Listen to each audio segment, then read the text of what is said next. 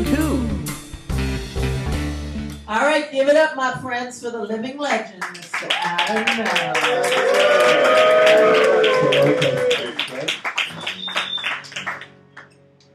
Is this, we plugged in?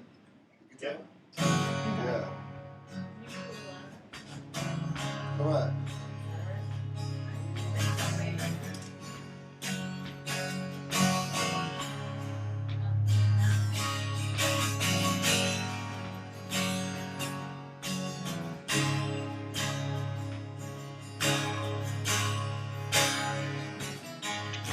I saw her dancing there by the record machine. I knew she must have been about 17. The beat was going strong, and my favorite song. And I could tell that a woman belonged to she was with her. Yeah, me. And I could tell that a woman belonged to she was with me. Yeah, me. Singing, I love rock and roll. Put another dime in the jukebox, baby. I love rock and roll. So come on, take your time and dance with me.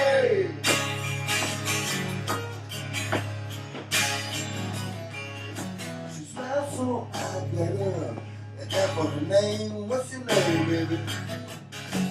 That don't matter, she said, if it's all the same. I'm gonna take her home where we can't be alone. Next we were moving on, but she was with me. Yeah, babe. We were moving on and singing that same old song. Yeah, with me.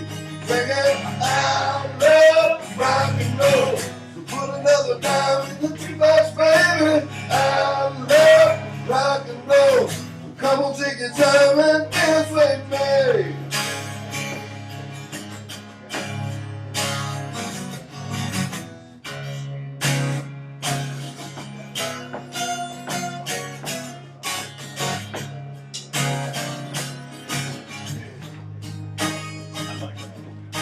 She said, can I take you home where we can't be alone? And next we were moving on, and she was with me, yeah, me. And we were moving on and singing that same old song, yeah, with me. Singing, I love rock and roll. So put another dime in the jukebox, baby. I love rock and roll. So come on, take your time and dance with me. I love rock and roll. So put another dime in the jukebox, baby. I love rock and roll. So come on, take your time and dance with me. I love rock and roll. So put another dime in the jukebox, baby.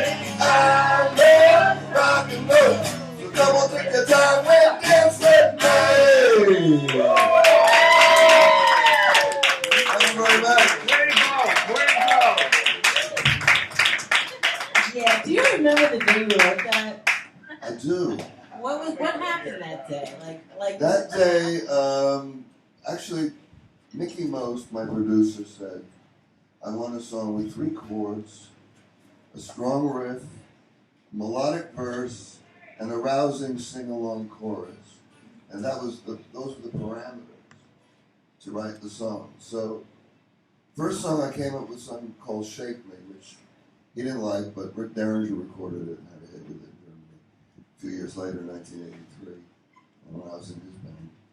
But anyway, Mickey had those parameters, so I wrote a chorus, which is I love rock and roll, and those 4 lines that put another dime in the jukebox, baby. And then Mickey loved it, thank God. And he said, okay, that's a good start. We got chorus. Now we need a melodic verse with a big riff. So I went home. I thought, what do I do with this? You know, my girlfriend's sleeping there. And I have a candle in the middle of the living room floor. And this is in London, on Sloane Avenue, my apartment in Oakwood House. and it was, I have this little Sony recorder, you know, a condenser mic in there, and I'm whispering like, no. And what do I do with this? So I thought, well, I'll write it about a song that's already a hit. So I Love Rock and Roll in the song is already a hit song. So I'm gonna, with Arrow's my band, they've just done the Top Rank Ballrooms, which are sort of where teenagers gather and they sing them to the latest hits of the day. And it comes out of a jukebox. So I observed that and I thought, well, I'll write about that. I'll write about two kids who are singing their favorite song. And I thought I'll make the favorite song be the chorus song, I Love Rock and Roll, and that would be great. So this song that was not a hit was a hit in the song that the two kids were singing when they left the club together as they hooked up. And then it became an actual hit. So it became like a Twilight Zone episode where the fictional hit became the real hit. Right. You know? Wow. So this was sort of my Rod Serling moment. Did you know it was going to be so big? I knew, well, look, you had to realize that Arrows had 3 hits in a row at that point, and that was our 4th single. So we had Touch Too Much, which went top 10, got to number 6 in England. Then Toughen Up wasn't really promoted very well. It got to number 51, which is still respectable. A lot of people would take a number 51 record. Yeah, duh. Yeah.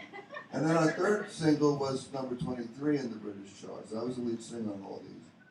My voice is a little sore today. I'm sorry. I've been in the studio for 2 days in a row. Good for you. Singing 12 hours a day. And I got 21 songs done. The album's done. Good for you. Thank you. What's the name of it? Do you have a name? Demographic. Demographic. 2 words. Nice. Okay. Demographic. And when will we be seeing or August. hearing? August. Out in August. Wow. Okay, so we were in, what were we talking about? We were talking about The hit in the hit. Right, the hit. So I Love Rock and Roll. Background I Love story. Rock and Roll was the 4th single we put out. But Mickey Most our producer was in his blue period. Now, the same week that we recorded I Love Rock and Roll, the original B-side version at Morgan's studio, Mickey also was recording Hot Chocolate in another room, the band Hot Chocolate, with You Sexy Thing, I Believe in Miracles. Oh, wow. But he didn't put that out as a single either. He put that on a B-side too, and Blue Night was the A-side, which was another very dark and sad song.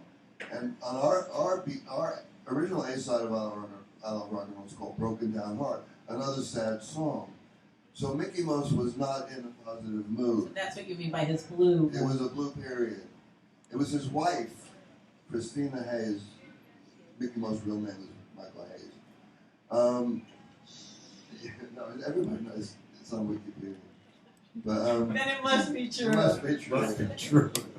I can't put anything on Wikipedia without people just taking it down. It's weird. Anyway, so, and what I'm putting up is true. Anyway, so like a picture of my dad. It's my picture. I took it of my dad, and they took it down. Wiki's weird. Yeah. So anyway, so finally Mickey Most's wife convinced him for us to re-record it at Abbey Road. So we re-recorded it at Abbey Road, and it became an A-side for the Arrows. Now, did it sound so different recording it at Abbey Road? Yeah, because the first, if you look at the first, there's actual footage of us recording the original B-side on Thames Television, the London program. You can look it up on Mickey Most, the London program, Thames Television, and you can see us recording the original version of I Love Rock and Roll with Mickey Most producing, and this is the original B-side version. And the compere of the show, the host is saying, and these bands will make these B-sides that will make them no money, and they'll never go anywhere. And we're going, I love rock and roll. It's such a cosmic joke. Right. So anyway, that was it took us 15, 20 minutes to record the first B-side of I Love Rock and Roll. And we had the Thames Television cameras in our noses. There's nothing like recording with TV cameras looking at you. So it wasn't a great version. It was all right. And then we went into Abbey Road with Mickey, and we took our time, and we made a really good version. And that was the one that we did on. We had one television appearance because the producer, Muriel Young, loved us. We had no other TV appearances with I Love Rock and Roll. We're following up a hit record. which is really unusual in England. You would think that we would get blanket TV coverage, but no, we only got one TV shot. Because it was a late flip from B-side to A-side. So we got that one TV show, and then the producer, Muriel Young, said, you guys should have your own TV series. And so I Love Rock and Roll served us well, even though it wasn't promoted well by our label. It got us a TV series. Right. It was a weekly TV series which started in March of 1976.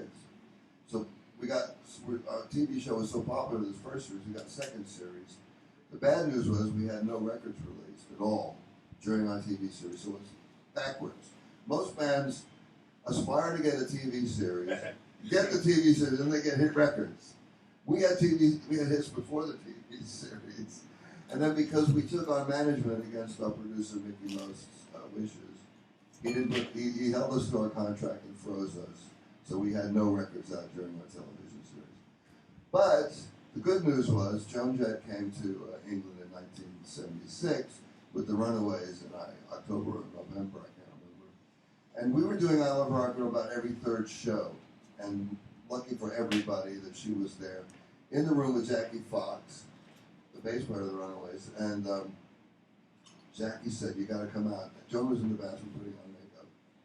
And Jackie said, you got to come out and hear this. And we were doing I Love Rock and Roll on TV. Joan said, I got to get that record. And she did. And that was the song got to the next level. So it got us a TV series. And then it got to Joan, and it made Joan's career take off like It a sure rocket did. ship. Yeah. And then, recently we've got Britney Spears did it on the Billboard Awards. Love I think she's going Britney to put it. Spears. She did it in Crossroads. And she did it in her movie Crossroads, Yeah. and it was a hit all over the world except the United States, which she didn't release it. Because, It's on my iPod. right, I love the That's Britney a sexy Spears version. version. Yeah. she's sexy. I and love Britney. She's great. And Miley did it. Miley did it, and Christina Aguilera sang it on the Voice. So we got the Holy Trinity of Disney. Yeah, that's right. The Disney Trinity. Amen. Yeah. That's right. So that was fun to have. And it's on how many commercials? I think about 12 commercials worldwide. There's Renault and Toyota, Yeah.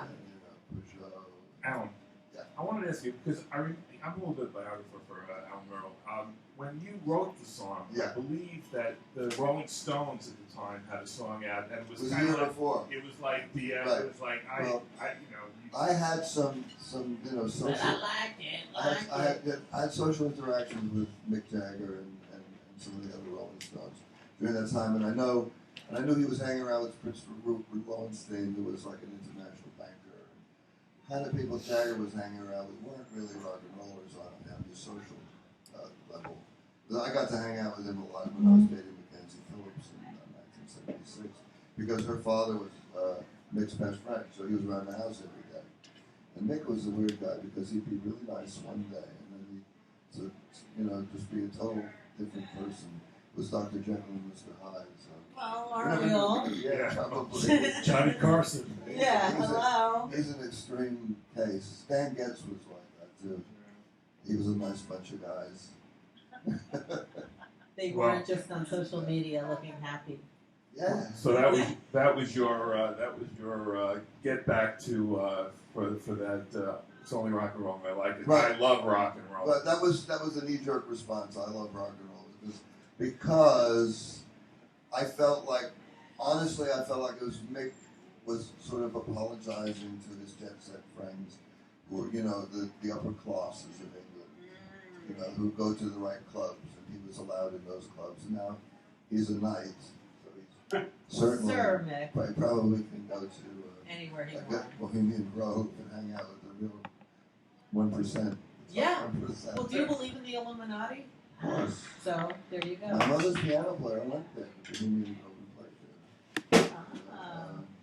Ted Rosenthal, he said everything that Ted. they said Yeah. is Great guy. Ted everything is true what they say. Yeah? Yeah. Eyes wide shut?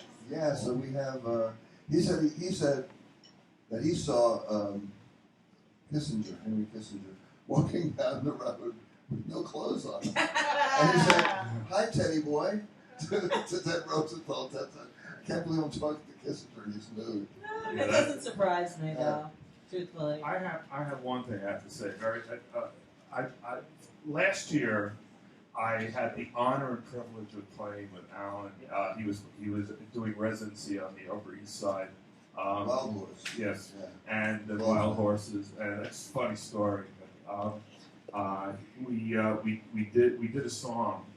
We did one song. I played flute on it, and what happened was that it was in the key of G, and Right. I got it down in like 5 minutes. I said, "Oh, this is really easy. This is gonna be great," everything. So then, like a couple of hours or something before the show, he said, "Oh, by the way, I tuned my guitar in E flat."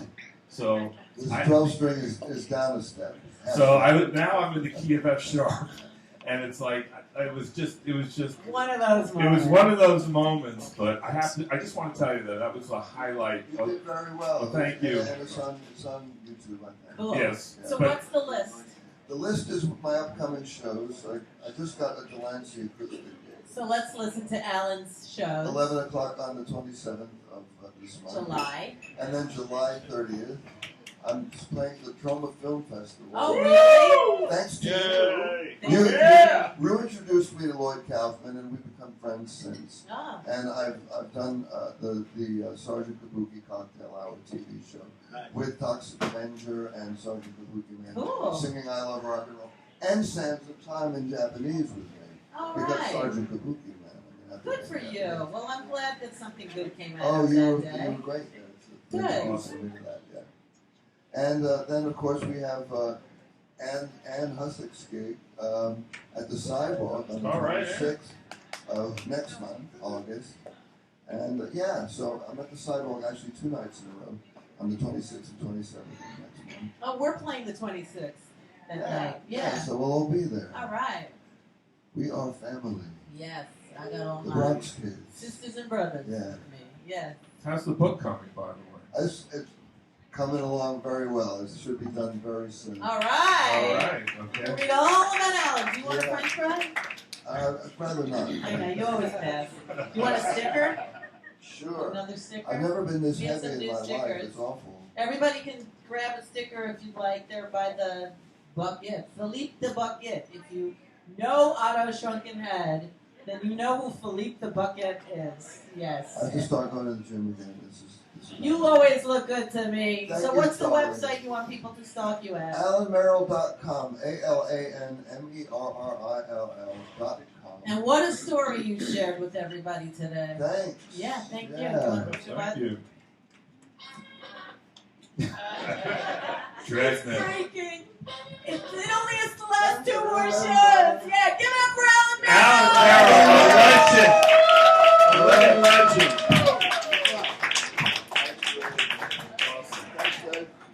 Always a pleasure. That you say there's a quirky, cool new I got skeletons.